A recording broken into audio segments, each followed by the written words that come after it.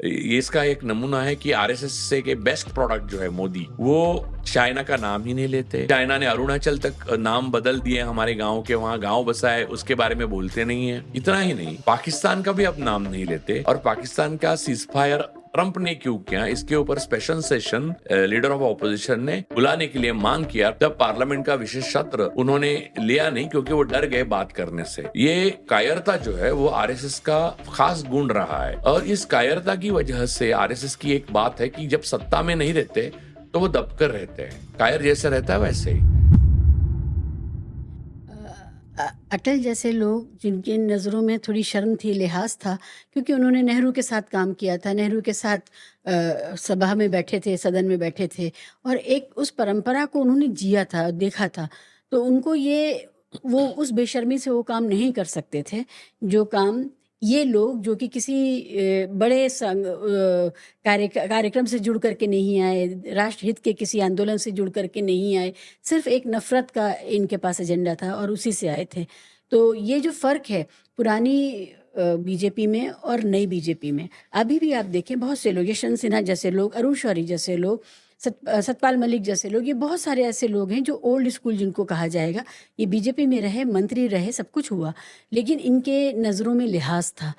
ये उस तरह की नफरत की बात नहीं कर पाते थे। तो बेशर्मी को ओढ़ पाना सबके बस का भी नहीं होता है। एक बात ये भी है, और दूसरी बात, एक आपको अटल जी और नेहरू की बात की आपने, इसलिए मैं याद दिलाता हूँ।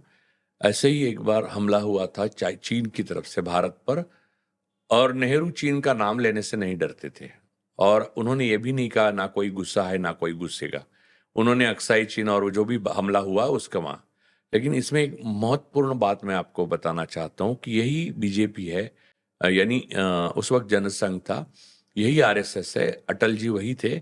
अटल जी ने मांग की थी कि पार्लियामेंट का स्पेशल सेशन बुलाया जाए और नेहरू इस बारे में विस्तार से चर्चा करे और आलोचना सहे। और नेहरू ने वो पार्लियामेंट का सेशन बुलाया था, और नेहरू की इतनी आलोचना हुई उसमें कि उस सदमे से नेहरू अपने मृत्यु तक बाहर नहीं आ सके। लेकिन उन्होंने वो सहा, क्योंकि वो मानते थे कि संविधान सर्वोपरि है और राष्ट्र सर्वोपरि है। ये सिर्फ बायो में लिखने के लिए जो आरएसएस वाले राष्ट्र सर्वोपरि लिखते हैं, लेकिन उनके लिए अडानी सर्वोपरि है, वैसा नहीं था नेहरू का।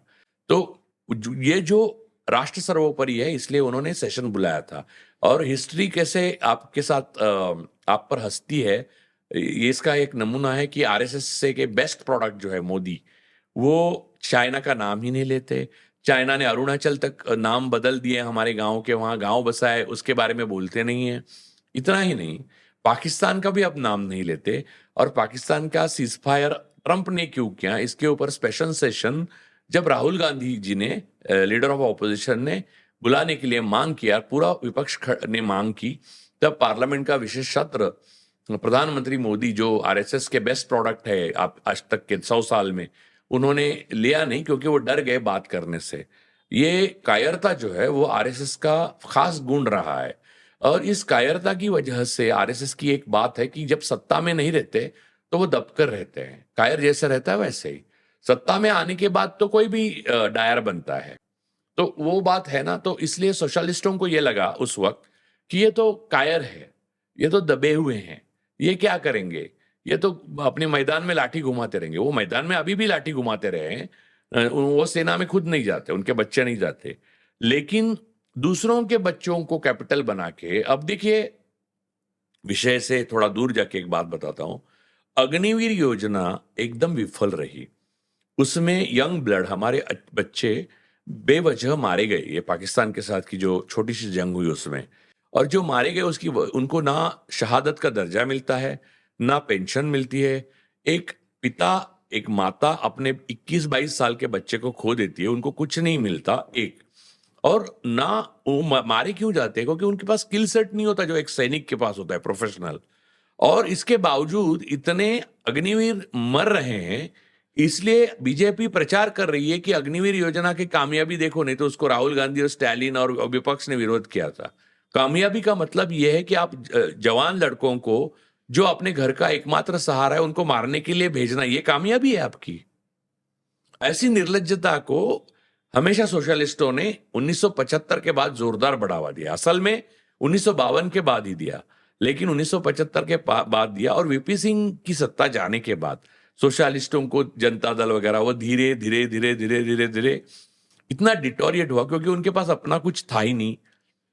उन्हें किसी समस्या का हल कैसे निकाला जाता ये भी नहीं था। उनके अंदरूनी झगड़े और ईगोज इतने पावरफुल थे, तो वो टिक ही नहीं पाए इस जमीन पर।